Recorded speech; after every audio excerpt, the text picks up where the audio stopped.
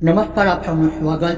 હિન્દુ ધર્મમાં હનુમાન જન્મોત્સવ દર વર્ષે ચૈત્ર માસના શુક્લ પક્ષની પૂર્ણિમા તિથિએ એટલે કે રામનવમીના છઠ્ઠા દિવસે ઉજવવામાં આવે છે. ગ્રીક પંચાંગ અનુસાર આ વર્ષે ચૈત્ર માસમાં હનુમાન જન્મોત્સવ 23 એપ્રિલ મંગળવારના રોજ ઉજવવામાં આવી રહ્યો છે. જ્યોતિષમાં મંગળવારનો દિવસ હનુમાનજીની પૂજા માટે સમર્પિત છે. તેથી આ વખતે મંગળવારે આવતા હનુમાન જન્મોત્સવને કારણે આ દિવસનું મહત્વ ઘણું વધી ગયું છે.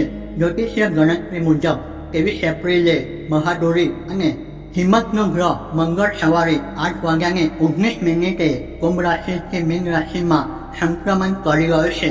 23મી એપ્રિલે હનુમાન જન્મોત્સવના દિવસે થનાર આ અદ્ભુત સંયોગથી કેટલીક રાશિઓને જબરજસ્ત ફાયદો થશે. આ રાશિના લોકો પર હનુમાનજીની વિશેષ કૃપા બની રહેશે. હનુમાન જયંતિ પર બનશે ચિત્રા નક્ષત્ર અને વ્રત યુગનો અદ્ભુત સંયોગ. 4 રાશિના લોકોનું નસીબ ચમકશે.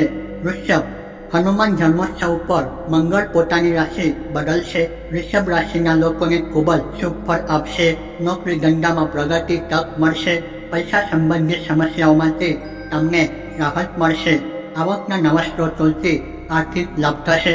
સ્વાસ્થ્યમાં સુધારો થશે.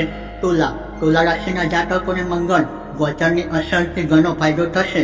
તમને જીવનના દરેક ક્ષેત્રમાં અપાર સફળતા મળશે.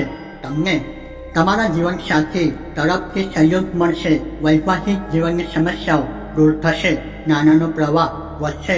વિદ્યાર્થીઓને સારા સમાચાર મળશે. આ સમયગાળા દરમિયાન જમીન અથવા વાહન ખરીદવાની તકો રહેશે. ધન, ભૌતિક સુખ સુવિધાઓ વધશે. સફળ મહેનતનું પરિણામ મળશે. આવકમાં વધારો થવાની સંભાવના રહેશે. કરિયરમાં મોટી સફળતા મળશે. લાંબા સમયથી અટકેલા કામ શરૂ થશે. પરિવારના સભ્યોનો સહયોગ મળશે. નોકરી તથા લોકોના પ્રમોશન અને મૂલ્યાંકનની શક્યતાઓ વધશે. કુંભ, આવકના અણધાર્યા સ્ત્રોતથી આર્થિક લાભ થશે. વેપારની સ્થિતિ મજબૂત રહેશે. બહાદુરી ફળ આપશે. નોકરી ધંધામાં પ્રગતિ થશે. વ્યવસાયિક જીવનમાં પ્રગતિની નવી તકો મળશે. નોકરી કરતા લોકોને પ્રમોશન મળી શકે છે. આ સમયગાળા દરમિયાન અંગત અને વ્યવસાયિક જીવનમાં ઘણા સકારાત્મક ફેરફાર જોવા મળશે. તો દોસ્તો, આજની વિડીયોની અંદર અહીંયા સુધી આ માહિતી તમને પસંદ આવી હોય તો ચેનલને સબસ્ક્રાઈબ કરી, વિડીયોને લાઈક કરી ચેનલને આગળ તમે વધારી શકો છો. અહીંયા સુધી વિડીયો જોવા બદલ તમારો ખૂબ ખૂબ આભાર.